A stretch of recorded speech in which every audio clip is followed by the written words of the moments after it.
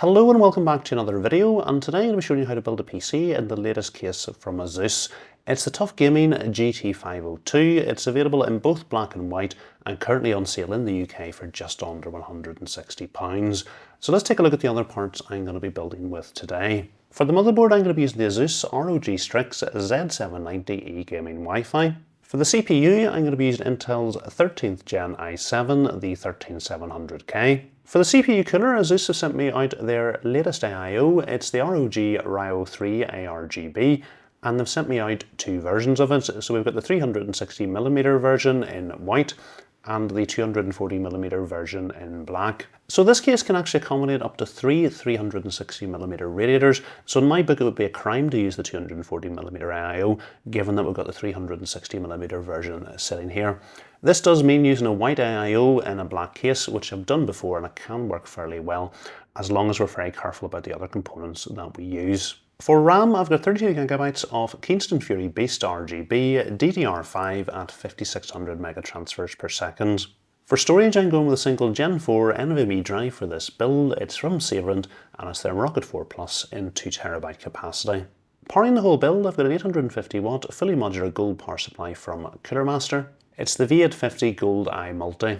For the graphics card, I'm going to be using the ASUS ROG STRIX RTX 3080, and I'm planning to mount it vertically in the case. The case does come with a vertical GPU bracket, although it doesn't come with the riser cable. So I'm going to be using a Gen 4 riser cable from Lian. For case fans, ASUS have sent me out a triple pack of their TUF Gaming TF120 ARGB fans, and also three of their ROG STRIX XF120 fans as well. So this is where I think we've had a slight problem. We're going with a white AIO with white ARGB fans on it in a black case, and the only way I think I can make this work is to use white fans with ARGB on them.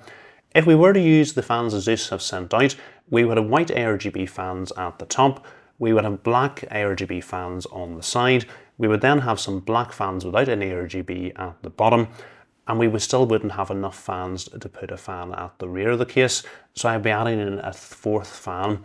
And I think a combination of four different fans in different colours, some with, some without ARGB, would not look good at all, and this wouldn't be something I would recommend you doing, so I'm not going to be doing this today.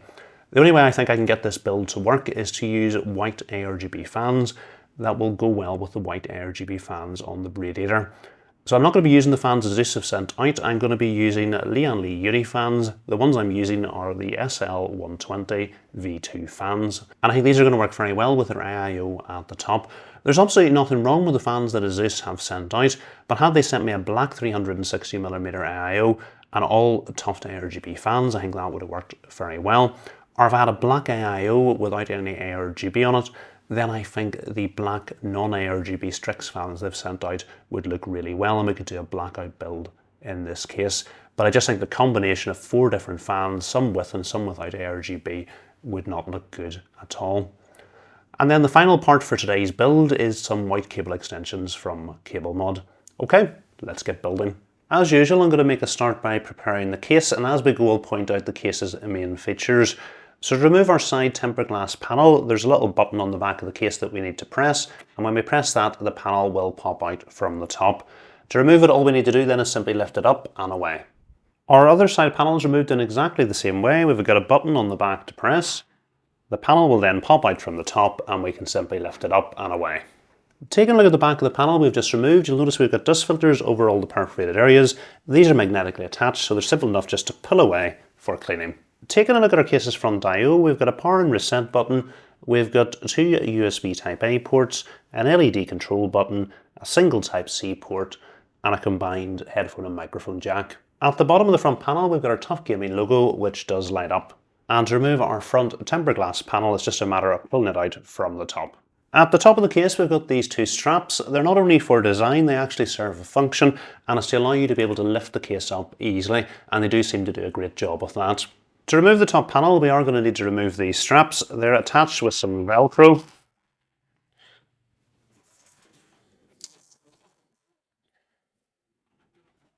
With the Velcro straps removed, we're now able to remove the top panel. It's magnetically attached at the front, so we just pull it up from the front to free it up, and then we can slide the panel forward and lift away.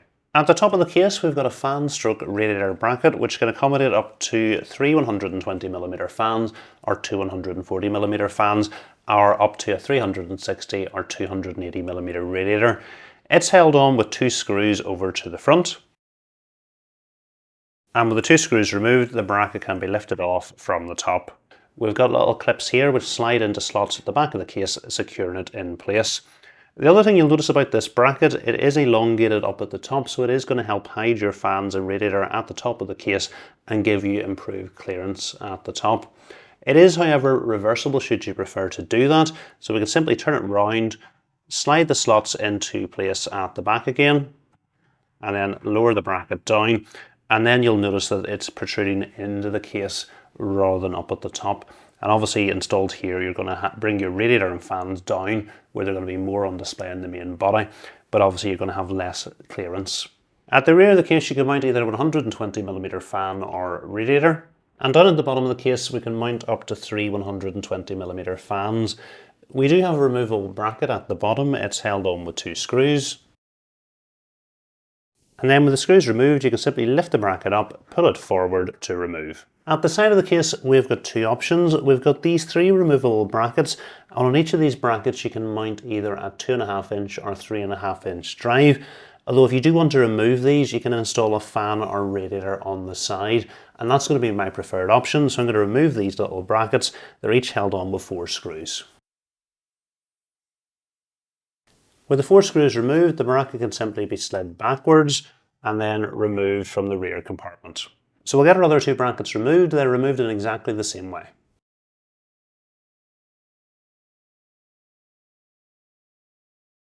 So with the 3 brackets removed at the side, you're going to be able to fit fans and radiators on the side of the case. So it's up to a 360mm radiator, importantly a 280 won't fit, or up to 3 120mm fans at the side. So in terms of motherboard support, it's up to ATX, and if you do want to go with an air cooler, the maximum height for CPU coolers is up to 163mm in height. In terms of mounting your graphics card, we've got 8 horizontal PCI expansion slots, and you're going to be able to fit really large graphics cards in this case, with a maximum length of up to 400mm being supported. In the case accessory box, we get this vertical GPU bracket, although it's important to mention no riser cable is included, so I'll show you how to install it. So to install the vertical GPU bracket, we're going to need to remove the middle 6 slot covers, leaving just the one at the bottom and the one at the top. To access these, we need to loosen the 2 thumb screws at the side, and then we're going to get access to the screws.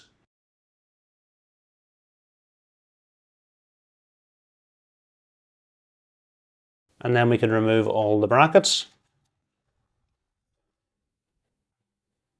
To install the bracket, I think it's probably easier to remove this socket cover. It just clips off, and then we can slide our vertical GPU bracket into place. There we go, that's it lined up at the back, and then simply push it into place at the front. In terms of securing the bracket, you see we've got 2 holes on the side to secure it with the same screws we've just removed. And there's also 2 screws we need to put in at the back to secure it as well. And then I'm just going to reattach the socket cover. So you can see now we've got 3 vertical slots, and these look to be in a great position, hopefully far enough away from the tempered glass panel to avoid any throttling. And just before we leave the front of the case, it's great to see that we've got rubber grommets over the 4 main cutouts to the back of the case. At the bottom of the case, we've got a full-length nylon dust filter which can simply be pulled out from the front for cleaning. Moving into our case's rear compartment, and probably the most striking thing is this fan stroke radiator bracket. And this will accommodate up to a 360 or 280mm radiator, or up to 3 120 or 2 140mm fans. The bracket is held on with 2 screws on each side. So with all 4 screws removed, it's great to see the bracket isn't falling down, and that's because it's hinged at the top, which is going to make installing, particularly if you want to go with a radiator here at the back, much easier. To remove it, you simply need to lift the bracket upwards to free it from the hinges, and then it can be pulled out. Before we remove it, the other thing to mention is if you do want additional mounting space for 2.5 or 3.5-inch drives, and you do want to have fans and radiators at the back, you can mount either 2.5-inch or 3.5-inch drives in this bracket as well. We've got a dedicated hard drive cage down at the bottom. To remove it, there's a thumb screw here and a thumb screw here. And with the 2 thumb screws removed, we can simply lift the drive cage up and away. And in this drive cage, you're going to be able to mount either a 2.5 inch or 3.5 inch drive. Our power supply is going to go down at the bottom, and the maximum length of supported power supplies is up to 200mm in length. So you might be wondering how the side bracket is going to work with mounting an AIO. I'm planning to install mine at the top, so I will show you how to mount it at the side briefly here. So with your AIO mounted to the radiator, you're going to pass your tubes through to the front compartment. You can then slide your radiator into place, line it up with the brackets at the top, and then lower it down and secure it with the 4 screws. So you'll notice at the front we have this little cutout here designed to allow your tubes to pass. And I think one of the really cool things is you are still going to be able to mount your fans on the side with your radiator here. So we can set the fans onto here and screw them into place. And then we're going to be able to bring our tubes round in front of the fans and have the installation here. So this is going to look pretty clean. We're now ready to start working on the motherboard, and we're going to install the CPU, the bracket for our CPU cooler, our RAM and our M.2 SSD, all before we put the motherboard into the case. To install our CPU, we're going to need to open the socket cover, so we need to push this lever down, out and all the way to the top, and then we can open the cover up. We can then set our CPU into the socket, line it up with the notches at the top and at the bottom, and making sure the text is the correct way up. Once we're happy our CPU is sitting correctly in the socket, we can close the cover down. Then what we want to do is apply a little bit of pressure here, and the black bit of plastic will pop off. And then we can close the lever down to secure our CPU into place. Next we've got our M.2 SSD, and this motherboard actually has 5 slots. We've got 1 behind here, 1 behind here, 1 behind here, and 2 behind the bottom heatsink. Now this top slot is a Gen 5 slot, and if we put any drive into this slot, it's going to reduce the PCIe lanes for our graphics card from 16 to 8. We've only got a Gen 4 drive, so we're going to want to stay away from this slot. The other 4 slots are Gen 4, but they're not correlated equally.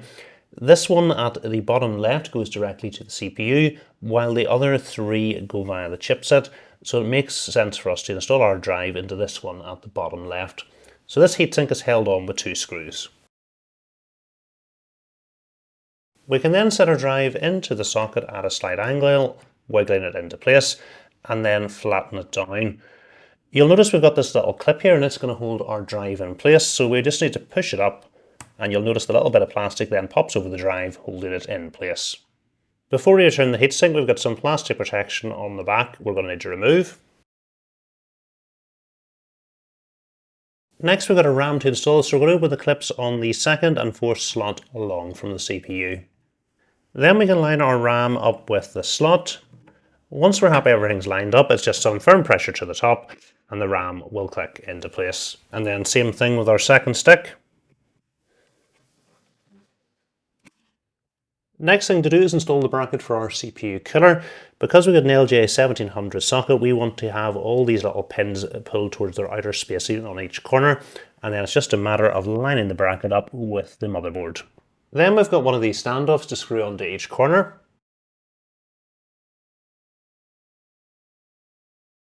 Next we can set the motherboard into the case, lining it up with the standoffs beneath. And then we're going to use 9 of these screws with a little lip around the outside to secure the motherboard into place.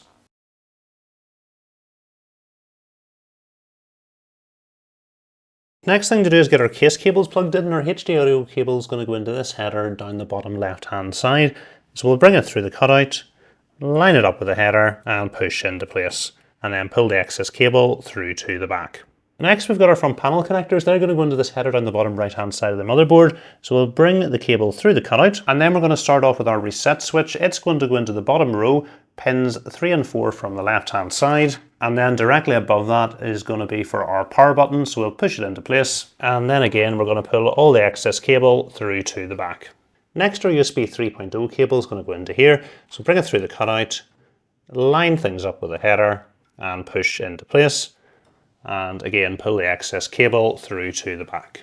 Just above that, we've got our Type-C cable. So I'm going to bring the cable through the cutout, line it up with the header and push into place.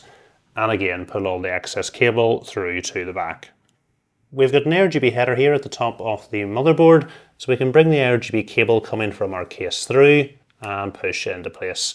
And then again, pull the excess cable through to the back. So the only case cable that we haven't plugged in is this one here. And it seems that if you have a version of the case that is an ARGB controller, it's going to plug into here. In the case accessory box, you get this little cable that plugs into here. And then this must plug into the ARGB controller on the case. We obviously don't have that version of the case that comes with the ARGB controller, so I'm just going to leave this not plugged in at all. We're now ready to install our power supply, and I've gone ahead and plugged in the cables that we're going to need. So I've plugged in a 24-pin cable, 2 8-pin EPS cables and 3 8-pin PCIe cables, and plugged our white cable extensions into the end of the cables. I've also plugged in a SATA cable because our Lian Li Unifans are going to need SATA power. The only cable that I haven't been able to plug in is this USB cable that connects the power supply up to the motherboard, allowing you to use Cooler Master's Master Plus software to control the power supply. The reason I haven't done this is our motherboard only has 2 USB 2.0 headers. Our AIO is going to need one of them, and our Lian Li Unifan hub is going to need the other. So I'm left this cable out. The power supply will still work well, but we won't be able to use Cooler Master's Master Plus with it. So we can lift our power supply up into place and slide it all the way to the back. And then we're going to use 4 of these larger screws to secure the power supply into place. Next, we can plug in our power supply cables, and our 8-pin EPS cables are going to go into these headers at the top of the motherboard. So we can bring the cable through the cutout at the top, line it up with the header, and push into place. And then you'll notice we've got some cable combs on the cables to help organise them. Our 24-pin cable is going to go into this header here, so we'll bring it through the cutout, line it up with the header, and push into place. And then again, we've got some cable combs on the cable to help organise the cable. We're now ready to start working the I/O, so I'm going to set the fans onto the radiator. Now importantly, this is going to be the back, and this is why the cables are coming out this end. Then I'm going to use these long radiator screws to secure the fans to the radiator.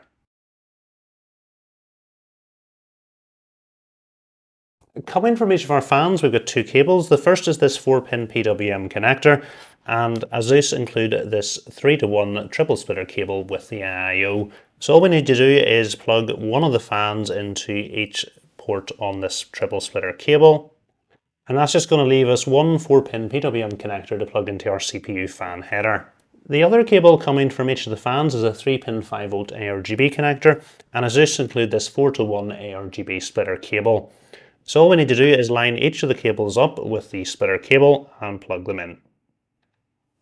And then we're going to plug this end of the cable into one of the ARGB headers on our motherboard. And if we look at the cable, we've got one spare ARGB header on it if we want to plug an additional device into it. Looking at the cables coming from our pump, we've got this 4-pin PWM connector, which we're going to plug into our pump header on the motherboard. And we've got this USB cable, which we're going to plug into USB 2.0 header on the motherboard. So we can set our case's top fan bracket onto the I/O. And then we're going to use these shorter radiator screws to secure the radiator to the fan bracket.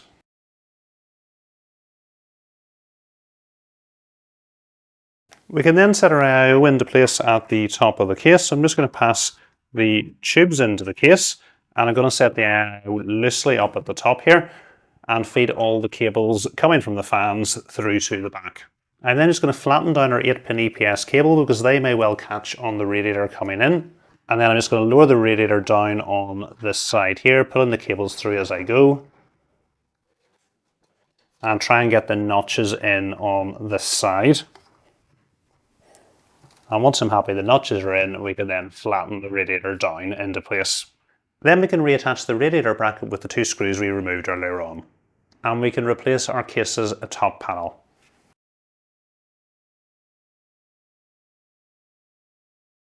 We're now ready to install our I/O, so we need to remove the plastic protection from the pump. And you'll notice we've got thermal paste pre-applied.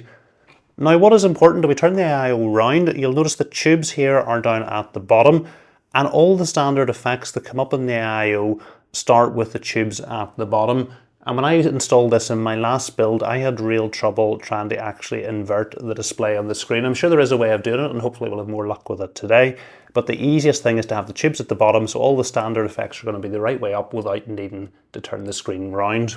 So just before I run this up to the top, I do want these cables running up to the top of the motherboard. So I'm just going to put them round the side of the bracket here, where the cables are going to keep them nice and tidy and out of the way. And then all I'm going to do is line this up with the bracket we installed earlier on. Then we need to put a thumb screw onto each corner, and importantly it is the thumb screws with a little lip in the middle. And then I'm just checking my cables are nice and free, which they are. Our pump header is this header at the top of the motherboard, so I'm going to plug it into place. And then we'll push the excess cable through to the back. And as well, I'm just going to put our USB cable through to the back as well. Our CPU fan header is this one next to the pump header. So I'm going to bring the cable coming from the fans on the radiator through the cutout, line it up with the header, push into place, and then pull the excess cable through to the back. Our AIO has some plastic protection we can remove. We've got a USB 2.0 header down here, so I'm going to bring the USB cable coming from our pump down to the bottom, line it up and push into place, and then pull the excess cable through to the back. We've got two ARGB headers down at the bottom of the motherboard, so I'm going to bring the ARGB cable coming from the fans on the radiator through, line it up with the header, and push into place, and again pull the excess cable through to the back. So the next thing I want to do is get our Lian Li Unifan controller plugged in.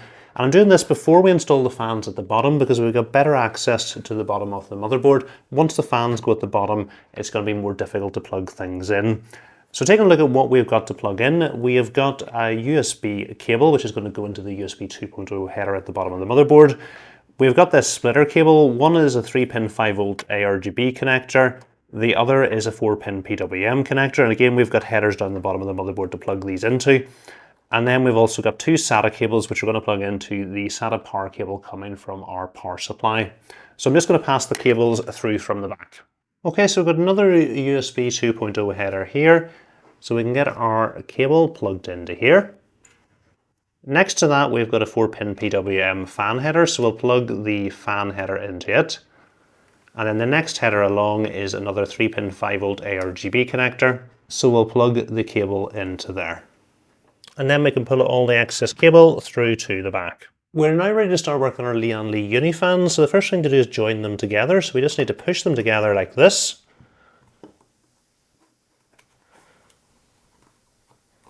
And importantly, we're going to want the fans at the bottom of the case set to intake. So they're going to be this way round, which is going to give them as intake. If they're round this way, it would be exhaust at the bottom. So this is the way we're going to want them. A nice advantage of these fans is there's only one power connector to plug in for each group of fans, so it's a single cable that we just need to push in at the side here, just like that. So this is our fan stroke radiator bracket at the bottom, so we can set the fans on them the way we want them to be, which is going to be this way around here. So I'm just going to turn it upside down and then get it screwed into place.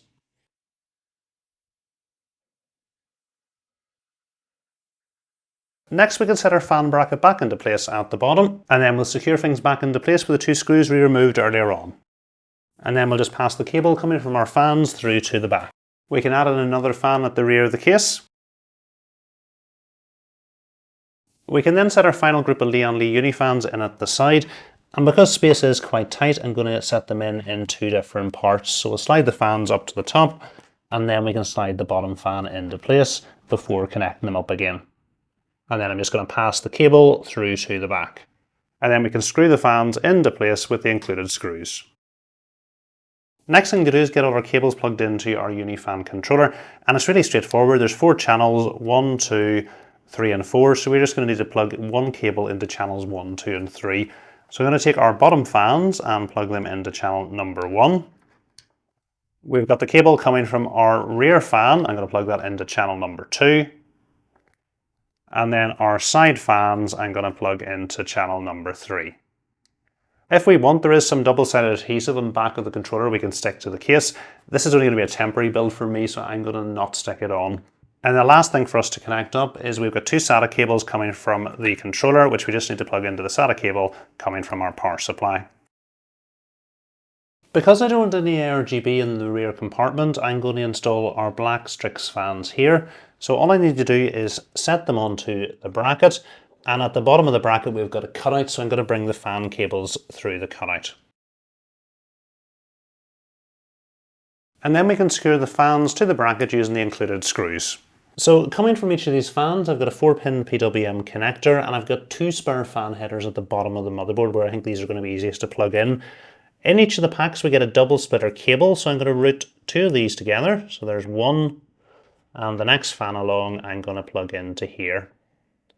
So that's just going to leave me two 4-pin PWM connectors to plug in at the bottom of the motherboard. I'm not planning on installing the rear fans at this stage until I've done the cable management, but I do want to get the cables plugged into the motherboard because once we put our riser cable in, it's going to block the ports at the bottom of the motherboard. So I'm just going to pass the fan cables through to the front of the case. Then at the bottom of the case, we've got two PWM fan headers I'm just going to get plugged into.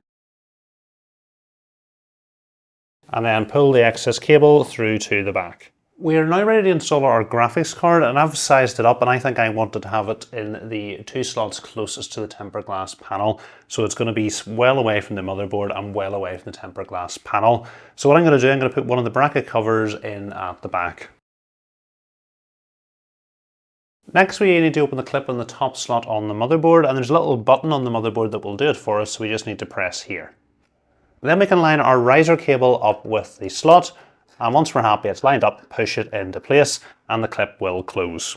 Then I'm going to take our graphics card and plug it into the other end of the riser cable, pushing it into place, and again there's a little clip on it that will close. And then all I'm going to do is flatten the cable down at the back of the motherboard and line the graphics card up with the slots on the vertical bracket. And once we're happy it's lined up, lower it down into place. And then we can bring our PCI cables through the cutout and we'll get them plugged into the graphics card. And then we've got some cable combs on the cables to help organise them. Okay, final thing to do is some cable management, and then we're going to be able to get the fans installed on the side.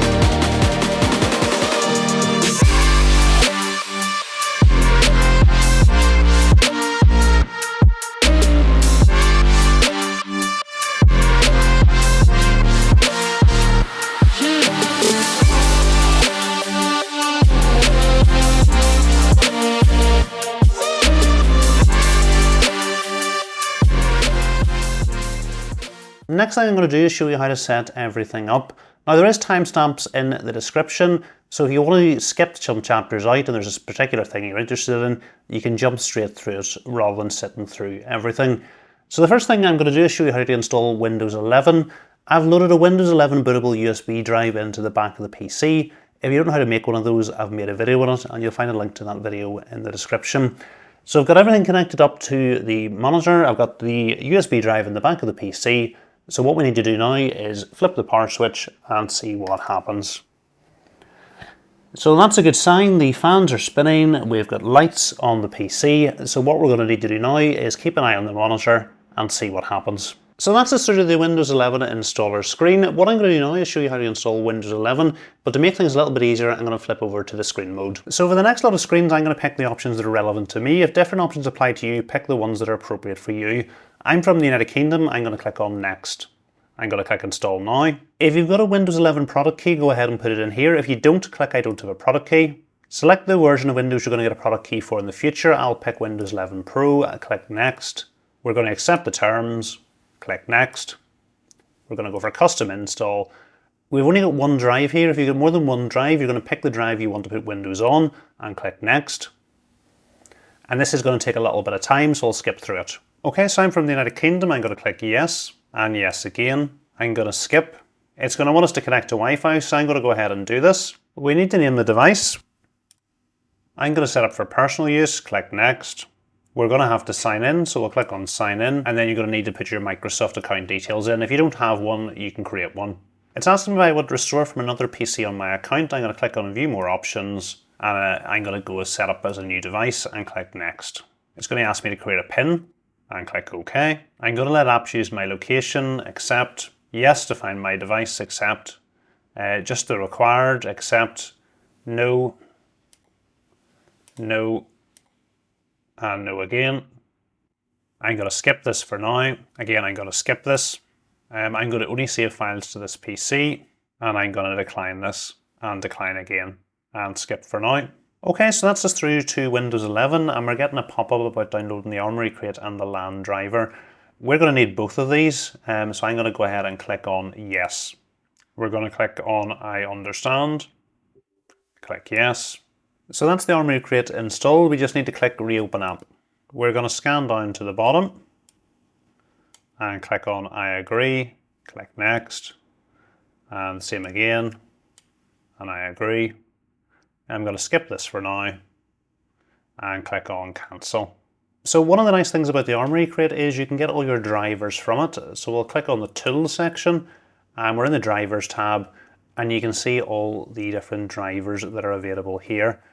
So we're just going to select them all. We've already got the LAN driver installed. It did that at the start for us. So all we need to do is click download and install, and that's as simple as it is to install all the drivers we're going to need. Okay, so that's all our drivers installed. We're going to need to restart the system, so we can click on OK. The only other driver we're going to need is for our graphics card, so we head over to NVIDIA's webpage. I've already populated this for our RTX 3080, and I'm going to click on search. We'll click on download and download again. We can then click on open file, click yes, OK. So we've got a choice here. We can just install the driver or the GeForce Experience. I like the GeForce Experience because it's useful to be able to keep your drivers up to date. So I'm going to install both. Click agree and continue. We're going to go for an express installation. Click next. Okay, so that's our driver launched. I'll click on close. And then you're just going to sign in with your NVIDIA account. If you don't have one, you can create one. Okay, I'm just going to skip the tour. And if we head over to the drivers tab, you can see we've already got the latest Game Ready driver installed.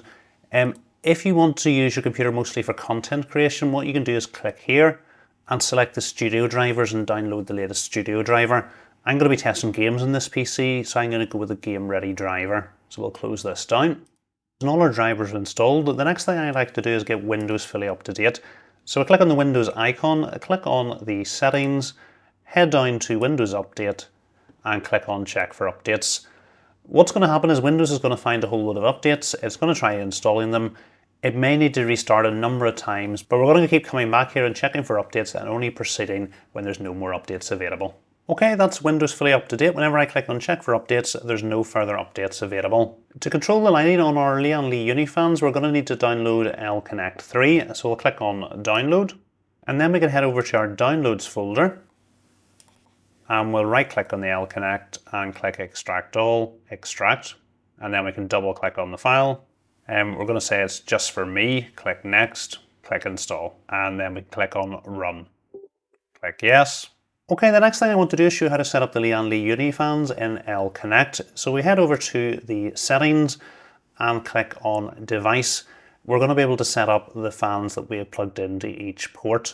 So into port number 1, they were our bottom fans, and we had 3 of them, so I'm just going to call that bottom. And into port number 2, we had plugged our rear fan, and there was only 1 fan, so I'm just going to select 1 fan. Into port 3, it was our fans on the side, so I'm going to call it side, and we don't have anything plugged in to number 4. So we can just leave it empty, and then we'll click on apply. Okay, and then the next thing I want to do is get our lighting set up, so we'll click on the lighting tab. And what we can see, if you look in at the system at the moment, everything is set to rainbow. It's labelled our fans, so we've got bottom, rear, side, and we've nothing plugged in to port number 4. And you can see that we've got fan speeds here, but no fan speeds here because we don't have anything plugged into it. So in terms of lighting effects is the first thing to go for. I just want to go for a static white on all the fans. So we can click on where it says rainbow, I'm going to click on static color. What we need to do then is select white. And you can have up to 6 fans in any group, and the easiest thing to do is just select all 6 in white if that's all that I want. And if I want to apply it just to this group, I can do that. I want to apply it to everything, so I'm just going to click on apply to all. And then if you look in the system, you'll notice that all our Lian Li Uni fans have now turned to a solid white. We can also adjust the brightness of them if we want to, and we can set the quantity of fans as well, which we've already done. So we'll go back to the lighting tab. The other thing is, in terms of the fan profile, we could adjust this as well. So at the moment, all the fans are running on quiet, and I'm fairly happy with the noise coming in from the PC. And we'll do a bit of thermal testing later on and may need to adjust this. We do have more options in the fan and pump profile tab. So what we can do is we can actually adjust the fan curves or change what each of the fans is reacting to. So our bottom fans are currently set to quiet. They're 120mm fans, which is where we need to leave them at. And they're currently reacting off the CPU. What we could do is have them running off the GPU if we wanted to by clicking on GPU. And then they're going to react to the GPU. The other thing that we can do, they're currently on the quiet profile, but if we want to make a custom fan profile by dragging these up and down, we can do that as well.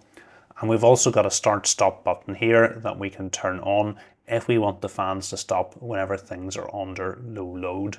So I'm just going to click on apply, and you'll notice now that our bottom fans are reacting to the GPU temperature rather than the CPU temperature, and they're going to ramp up when the GPU temperature goes up. The rest of our fans I'm just happy to leave on the quiet profile running off the CPU temperature. So I think that's our Lian Li Uni fans running just the way I want them and looking just the way I want them as well. So we can close Lian Li L Connect 3. So the next thing I want to do is adjust the lighting on our ASUS devices. So we'll click on the Armory Crate. We go to here and type it in and click on the app. And we'll skip here and cancel.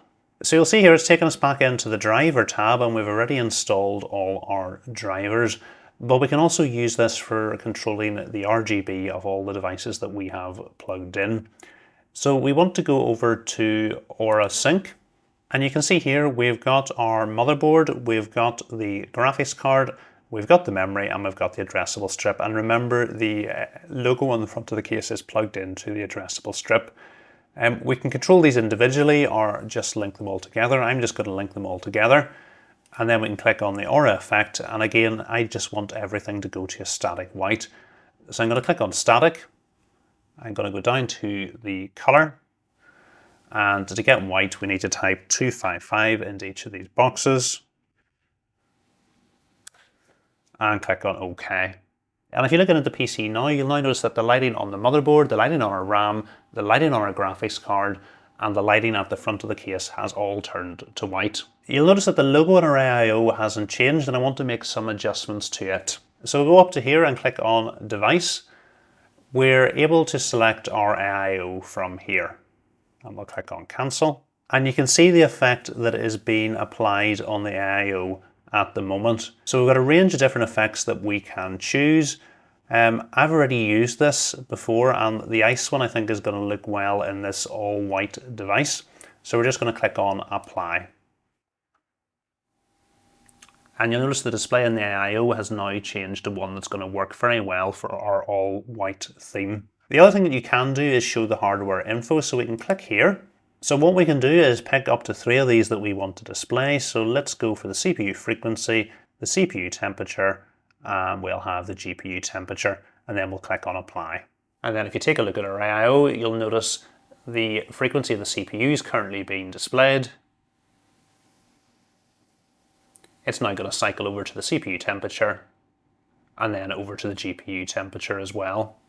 I think for me, I much prefer the animation, so I'm going to click on the animation again and just go back to the ice one and click on Apply. There's more options if we go into the anime matrix. I'm just going to skip here and click on OK. So again in here we have the option to add effects to our device, and there's also the options to rotate them. Now I struggled to get this rotate to work during my last install, but I hadn't installed it with the tubes at the bottom. The tubes were at the side of the AIO. So for example, let's drag something else onto the device. So we drag this effect on, and you'll notice now whenever you click on the rotate, it doesn't actually work. It's off at the moment. I can click apply effect, and it's going to come up on the AIO.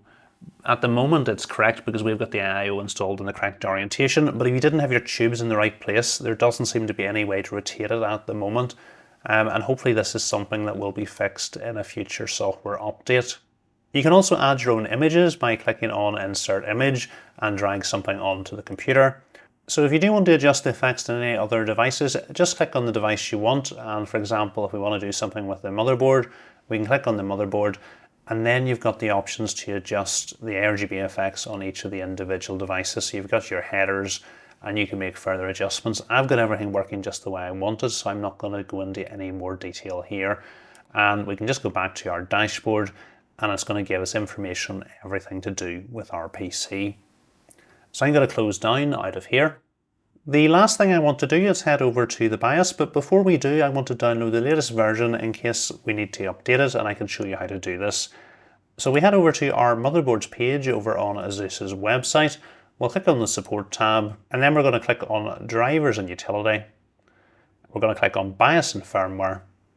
We're going to select our motherboard, and you can see here the latest version is 0703. So we'll click on download, and then we can head to the downloads folder, right click on the file, click extract all and extract. And then this is our BIOS file, so we'll copy it. And I've plugged an external USB drive into the PC, and we'll paste it onto here. Okay, so we can head over to the BIOS now. To do that, we're going to restart our PC. So we'll click on the power button and click on restart. And whenever the screen goes blank, we're going to start pressing the delete key, and that will take us into the BIOS. Okay, that's the screen's gone black, so I'm going to start pressing the delete key. And normally whenever the ASUS logo appears, that's when pressing delete will take you into the BIOS. There we go, so I'm pressing delete.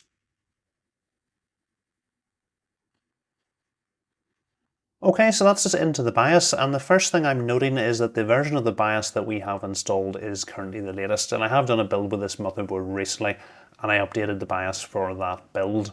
So the next thing we can do is get our RAM running at its fastest speed. To do that, we need to enable the XMP profile, so we click here and click on Enabled, and there you go, that's going to run our RAM at 5600 megahertz. The next thing I want to do is take a look at our fans, so we'll click on Q fan control. So you can see here our CPU fans, which are the fans on the radiator, are running on the standard fan curves, and they're running on the auto detect. I'm just going to make them PWM mode. We've got our Lian Li Uni fans on fan header number 2.